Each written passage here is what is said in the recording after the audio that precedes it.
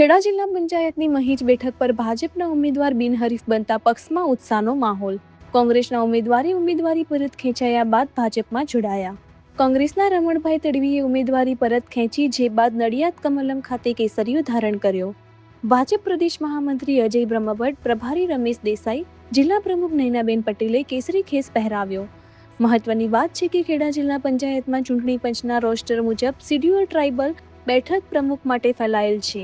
ત્યારે હવે કોંગ્રેસ પાસે એક પણ પ્રમુખ પદના ઉમેદવાર રહ્યા નથી, જેને લઈ ભાજપના પ્રમુખ સત્તા સંભાળશે તે નક્કી. રિપોર્ટર નિસાર શેખ મહુદા.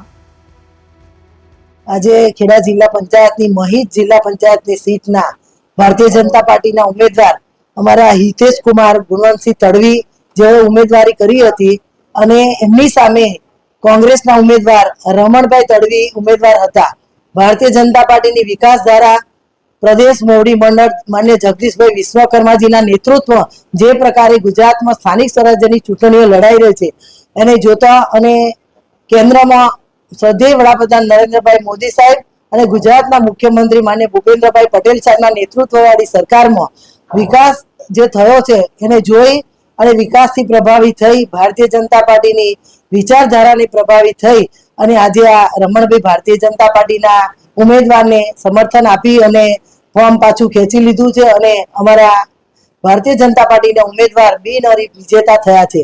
આજે અમારી સાથે જિલ્લાના પૂર્વ પ્રમુખ અને પ્રદેશ ભારતીય જનતા પાર્ટીના મહામંત્રી ભાઈ શ્રી અજયભાઈ બ્રહ્મભટ્ટ, જિલ્લાના પ્રભારી રમેશભાઈ અને સંગઠનના બધા જ હોદ્દેદારો સાથે રહી અને બંને ઉમેદવારો જે અમારા ભારતીય જનતા પાર્ટીના ઉમેદવાર વિજય થયા છે તે અને જે કોંગ્રેસના ઉમેદવાર હતા અને જેમને ઉમેદવારી પાછી ખેંચી છે એ પણ આજે ભારતીય જનતા પાર્ટીમાં કમલમ ખાતે જોડાઈ અમારા બધાની હાજરીમાં ભારતીય જનતા પાર્ટીમાં જોડાયા છે.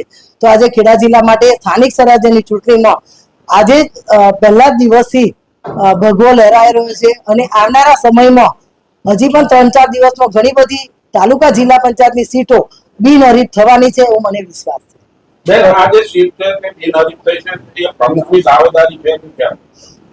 આજે જિલ્લા પંચાયતની પ્રમુખની સીટ રિઝર્વ છે એસટીની અને અમારા પ્રથમ વિજેતા ઉમેદવાર એસટી છે એ પણ હોઈ શકે અને બીજા એક કપડવંજ તાલુકાના અલવા ગામમાંથી પણ એસટી સમાજના એક બેન ચૂંટણી લડી રહ્યા છે.